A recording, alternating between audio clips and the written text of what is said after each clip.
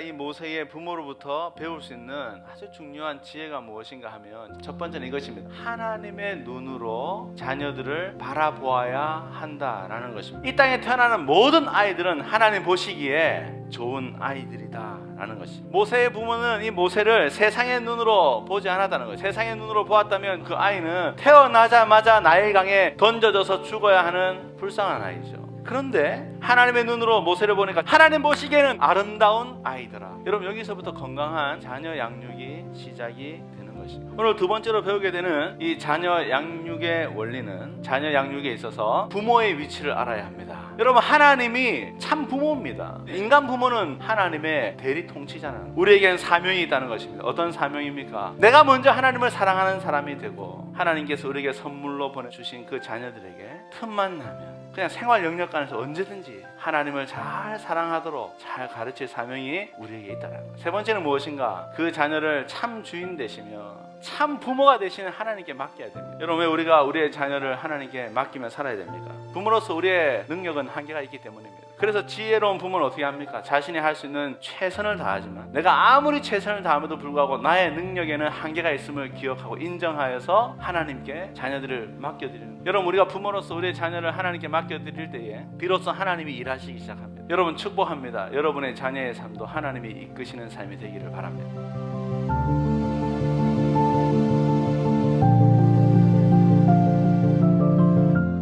할렐루야. 우리 옆에 있는 분들에게 인사하겠습니다. 하나님이 가정의 건축가이십니다. 한 번 더 인사하실까요? 하나님께 맡겨드립시다. 아멘. 우리가 살아가는 이 시대는 권위를 부정하는 시대입니다. 이른바 탈권위 시대라고 부르죠. 탈권위 시대. 장점은, 이 탈권위 시대의 장점은요, 어떤 조직 안에서 눈치를 보지 않는 거예요. 눈치를 보지 않으니까 나는 나니까 자기의 능력이 극대화되는 그 장점이 있습니다. 이것이 우리 사회의 분위기입니다. 근데 여러분, 이런 탈권위의 흐름이 자연스럽게 어디로도 흘러 들어오게 될까요? 우리 가정에도 흘러 들어오게 되었다라는 것입니다. 여러분, 이러한 세상의 흐름, 탈권위적인 이 세상의 흐름 속에서 우리는 부모님과 우리가 어떻게 지내야 하는지 정말 많은 이야기를 우리는 듣습니다. 부모님과 어떻게 돼야 되는가? 우리가 가지고 있는 대부분의 지식은 한번 잘 생각해 보시면 대부분 다 누군가로부터 들은 이야기일 겁니다. 부모님 어떻게 돼야 하는가? 수많은 이야기들이 주변에 있는 사람들을 통해서 우리에게 정보로 제공되고 있다는 것입니다. 여러분, 세상에서 이야기하는 이 부모님을 대하는 태도는 시대의 흐름에 따라 조금씩 달라집니다. 이 시대가 어떤 흐름을 따라가냐에 따라 그 흐름이 조금씩 달라지는 것이죠. 요즘은 권위를 부정하는 시대를 우리가 살아가기 때문에, 그러한 흐름이기 때문에 가정 안에서도 이런 생각들이 만연합니다. 어떤 생각입니까? 자녀들이요, 아예 아빠나 나나, 엄마나 나나 무슨 별 차이가 있는가? 아빠도 인격체, 나도 인격체, 엄마도 한 인격체, 나도 한 인격체. 뭐 차이 나왔자 나이가 조금 차이가 나고, 아니 어떤 부분에서 내가 엄마보다, 내가 아빠보다, 내가 부모님보다 훨씬 더 많이 알고 훨씬 더 탁월한 부분이 있다라고 자녀들이 생각합니다. 어떤 부분은 맞죠, 그렇죠? 부모님보다 시간이 점점 지나가면 갈수록 어떤 분야에서는 더 많은 지식들을 가지게 되는 것은 사실입니다. 그래서 여러분, 이런 분위기 속에 부모의 권위가 사라져 버리는 것이 문제입니다. 부모님의 권위가 사라져 버렸습니다. 부모님의 권위가 떨어져 버렸다라는 것입니다. 권위 그러면요, 오히려 권위 그러면 요즘 자녀들은 어떤 생각할까요? 권위 그러면요, 알레르기 반응을 가집니다. 권위 그러면 고리타분한 것으로 생각을 합니다. 오히려 권위에 맞서는 것을 굉장히 멋지다라고 생각하는 흐름입니다. 이 시대의 흐름이죠. 심지어 부모님도 부모님 말씀에 순종하지 않고 거역하는 것을 마땅한 것으로 생각하는 흐름이 이 시대 가운데 있다라는 것입니다. 오늘 먼저 이 시대적인 흐름과 관련해서 하나님이 우리에게 주시는 말씀을 좀 마음에 새겼으면 좋겠습니다. 하나님께서 이러한 시대적 흐름 가운데 우리에게 주시는 말씀이 무엇입니까? 하나님과의 관계가 부모님의 관계로 나타난다는 것이. 여러분, 하나님과의 관계 따로, 부모님과의 관계 따로가 아니고요. 세상은 그렇게 얘기하죠. 우리에게 부모님 어떻게 돼야 되는가? 이렇게 해야 된다, 이런 얘기들을 막 하지만 하나님 말씀하시는 것은요, 하나님과의 관계가 부모님의 관계로 어떻게 한다고요? 나타난다라고 하나님 말씀하고 있는 것입니다. 한번 따라하겠습니다. 하나님과의 관계가 부모님과의 관계로 나타납니다. 여러분, 로마서 1장 28절에서 30절입니다. 제가 읽겠습니다. 또한 그들이 마음에 하나님 두기를 싫어하며, 이게 무슨 말일까요? 마음에 하나님 두기를 싫어한다. 이 말은요, 내가 하나님 자리에 앉는다 이 말입니다. 하나님이 하나님 되심을 거부하고 하나님이 주인 되는, 하나님이 창조자 되시는 그 자리에 앉기를 거부하고 내가 하나님 자리에 앉는 것이, 마음에 하나님을 두기를 거부하니까 하나님 어떻게 하십니까? 하나님께서 그들을 그 상실한 마음대로 내버려 두사 합당하지 못한 일을 하게 하셨으니. 여러분, 사람들이 하나님을 거부함으로 이 하나님과의 관계에 문제가 생기니까 그 다음에 나타나는 현상을 한번 보십시오. 29절에서 30절입니다. 같이 읽겠습니다. 시작. 곧 모든 불의, 추악, 탐욕, 악의가 가득한 자요, 시기, 살인, 분쟁, 사기, 악독이 가득한 자요, 수군수군하는 자요, 비방하는 자요, 하나님께서 미워하시는 자요, 능욕하는 자요, 교만한 자요, 자랑하는 자요, 악을 도모하는 자요, 부모를. 자, 여러분 보세요. 사람들이 하나님을 거부하니까, 하나님의 자리에 앉게 되니까 나타나는 현상 중에 하나가 바로 부모를 뭐 하는 거예요? 거역하는.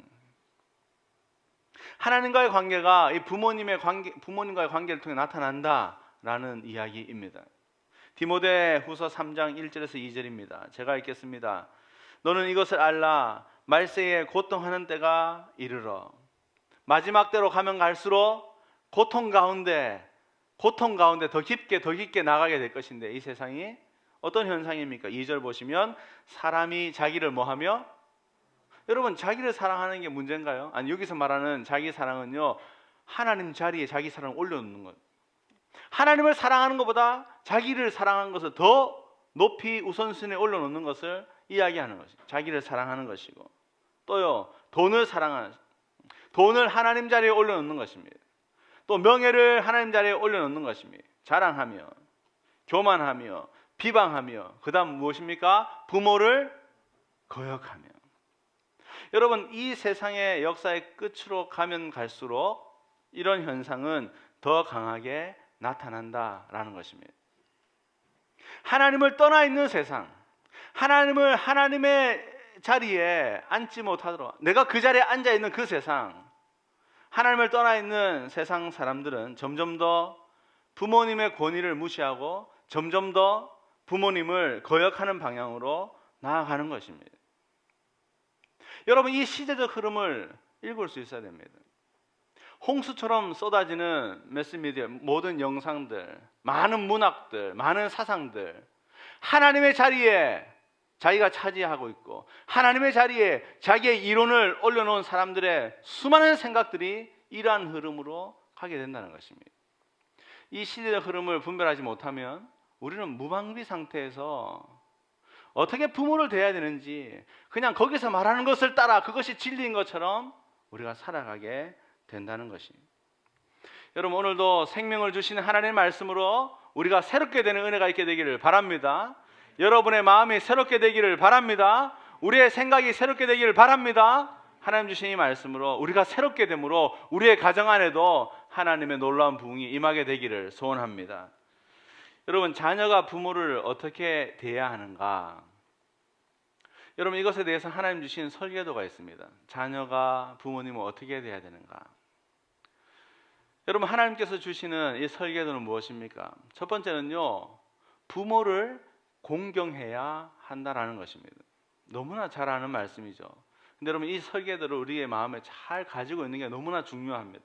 자, 오늘 본문에 에베소서 6장 2절 말씀입니다. 같이 한번 읽겠습니다. 시작. 내 아버지와 어머니를 공경하라.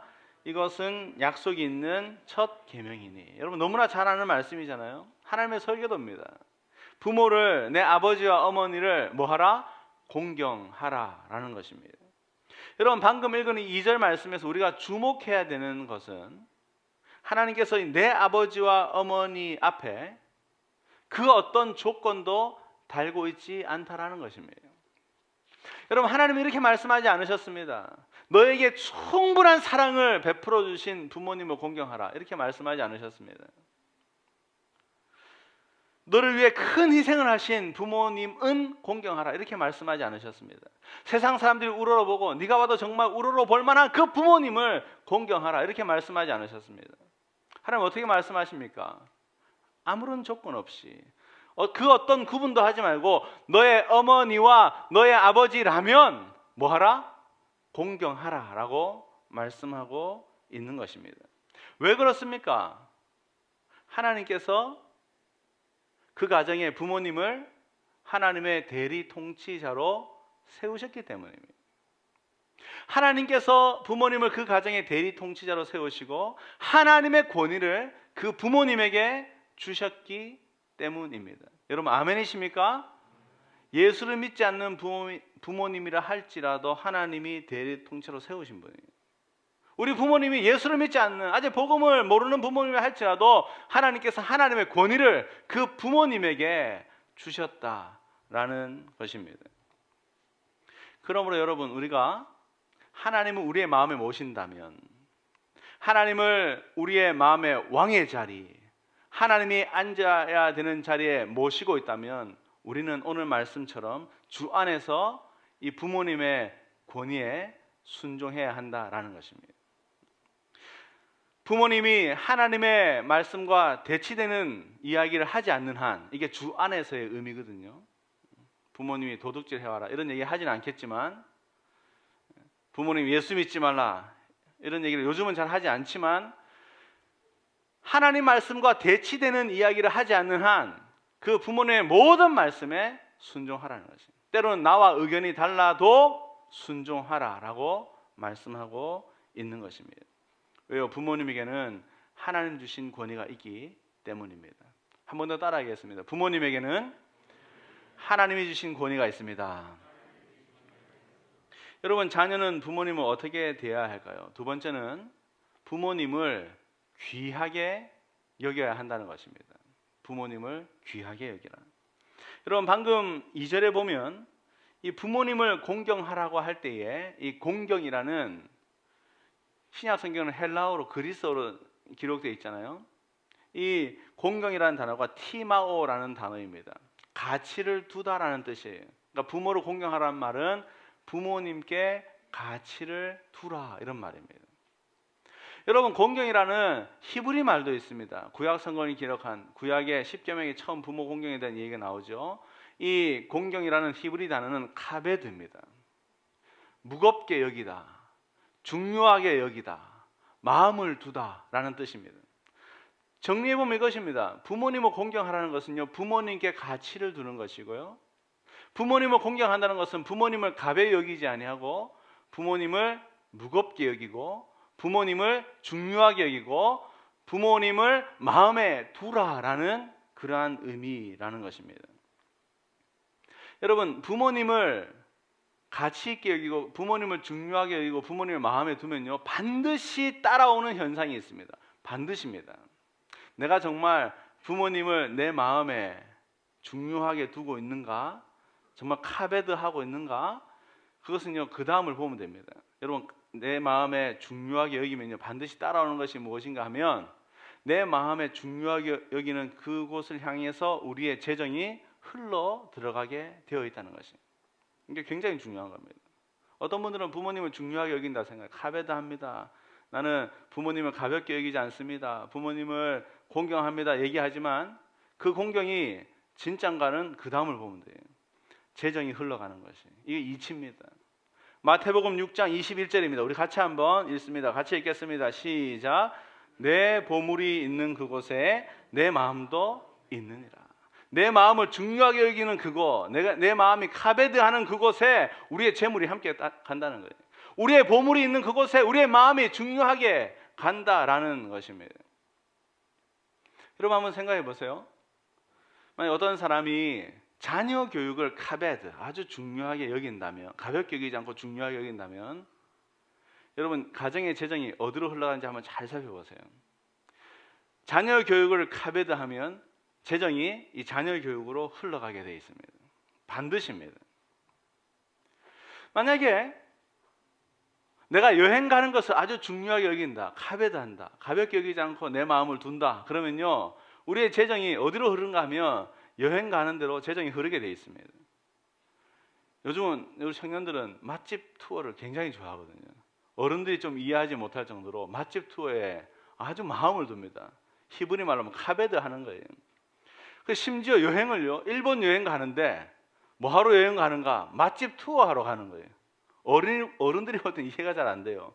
그냥 가서 맛있는 곳 몇 군데 여행 갔다가 오는 거예요. 어떤 뭐 문화를, 역사를, 이건 아니고 그냥 맛있는 집, 대만을 가도 맛있는 집, 맛집 투어로 가는 거예요. 왜요? 마음을 거기에 두기 때문에 재정이 그렇게 흘러가는 거예요. 내 마음을 두는 곳에 재정이 흘러가는데 그게 아깝지가 않은 것입니다. 저는 지금 이것이 잘못되는 것이라고 얘기하는 게 아니에요.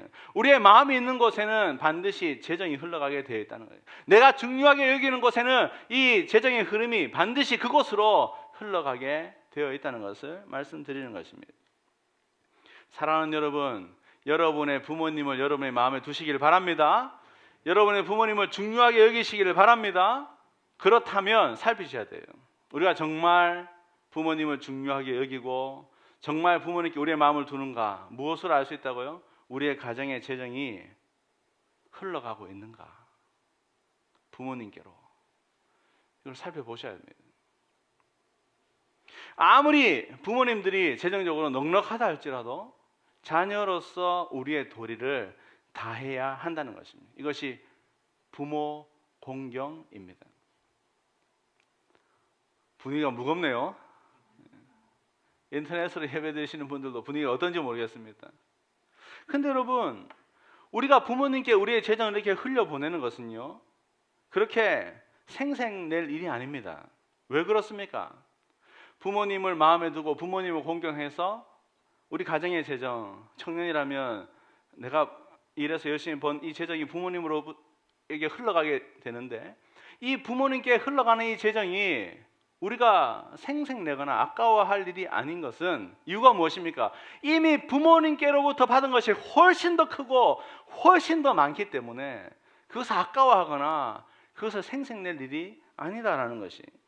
여러분, 디모데전서 5장 4절입니다. 우리 같이 한번 읽겠습니다. 시작. 만일 어떤 과부에게 자녀나 손자들이 있거든 그들로 먼저 자기 집에서 효를 행하여 부모에게 보답하기를 배우게 하라. 이것이 하나님 앞에 받으실 만한 것이다. 이것이 하나님 앞에 받으실 만한 것이다. 영어로는 For this is pleasing to God.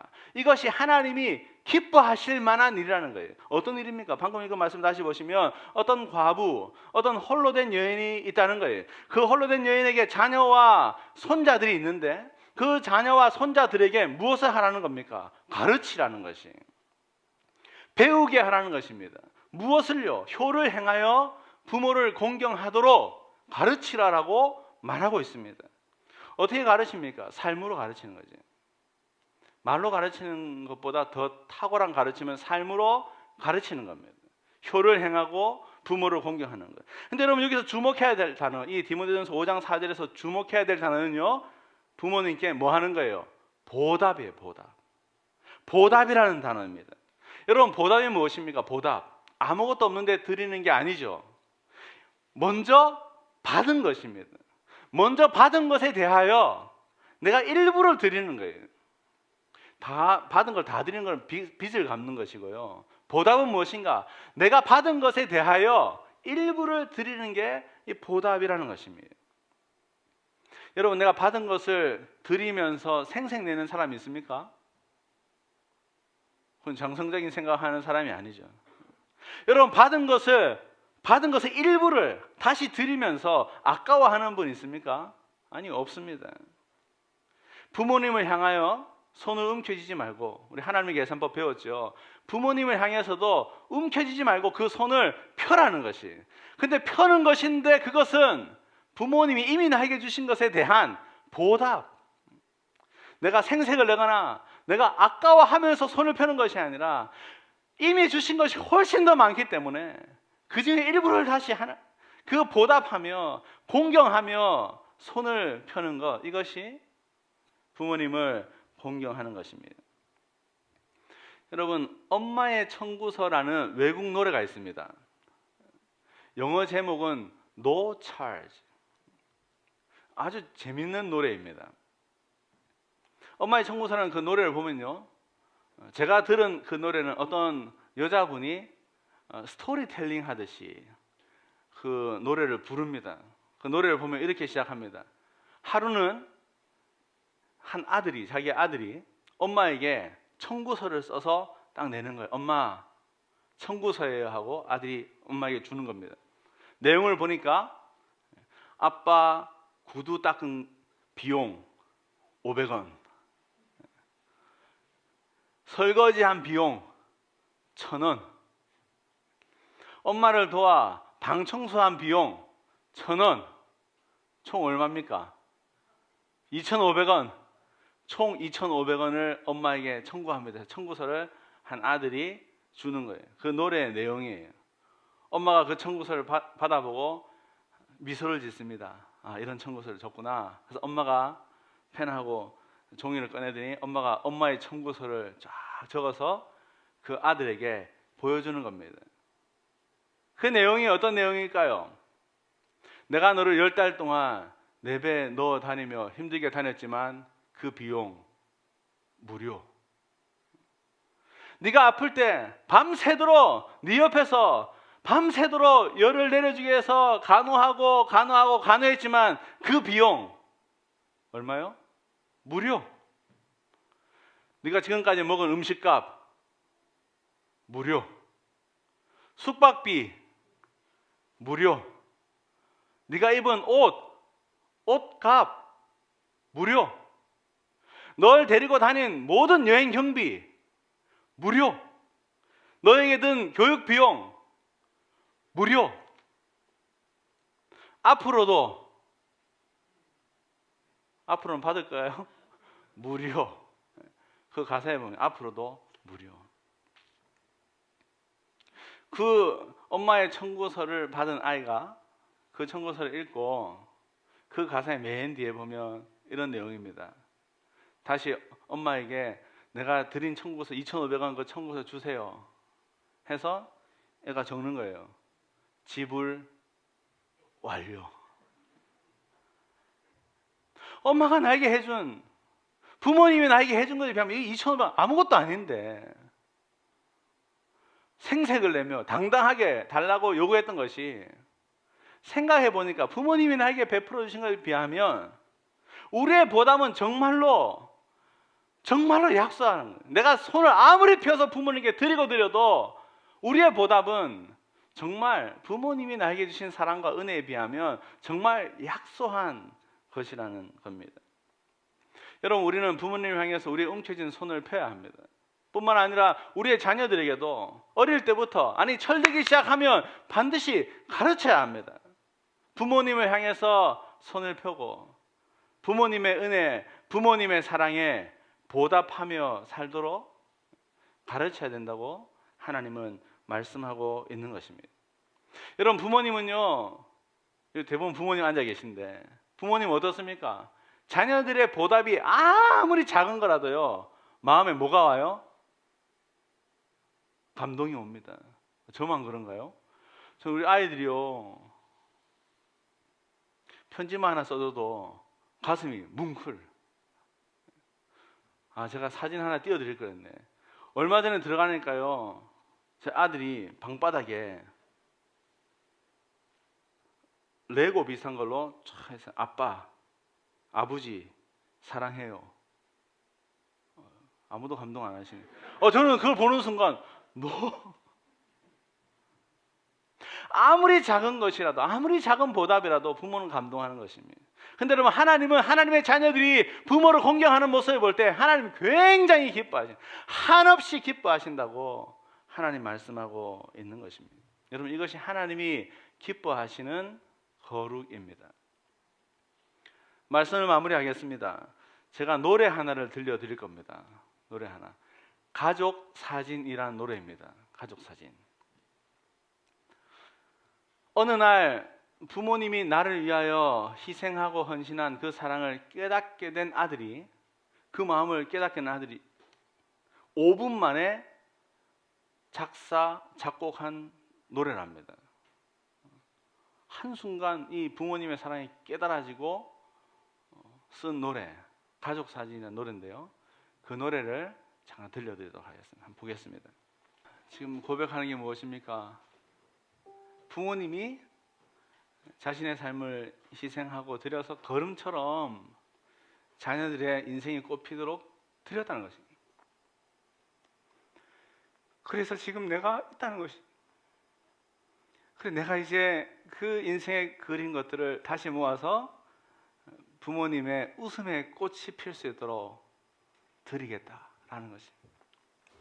여러분, 부모님의 사랑은요, 하나님의 놀라운, 우리를 향한 아가페의 사랑을 어렴풋하게나마 보여주는 하나님의 은혜의 도구입니다.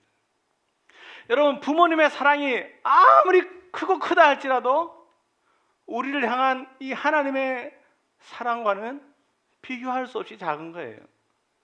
그렇기 때문에 하나님의 자녀가 된 사람들은 때로는 육신의 부모를 통해서 어렸을 때 사랑을 받지 못하고, 어렸을 때 때로는 버림을 받고, 어렸을 때 학대를 받았다 할지라도 나에게 베풀어 주신 하나님 아버지의 사랑이 너무나 크기 때문에 그 사랑으로 부모님을 용서할 수 있는 것이, 그 사랑으로 부모님을 공경할 수 있는 것이, 이것이 바로 복음의 능력입니다.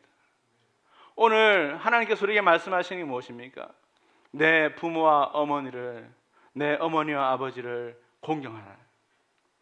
그분이 잘났든 못났든 상관없이, 그분이 나에게 많은 것을 주셨던 아니면 주지 못하셨던 상관없이, 우리가 이 복음의 은혜 안에 있기 때문에, 이미 더 큰 사랑을 받았기 때문에 그 하나님을 하나님으로 모신다면 하나님이 세우신 하나님의 대리 통치자, 하나님이 권위를 부여하신 그 부모님을 공경하라 말씀하신 이 거룩한 하나님의 요청에 믿음으로 반응하며 살 뿐만 아니라 우리 자녀들에게도 이 삶의 지혜를 전달해주고 전수해주는 우리 함께하는 게 모든 성도들 되시기를 바랍니다.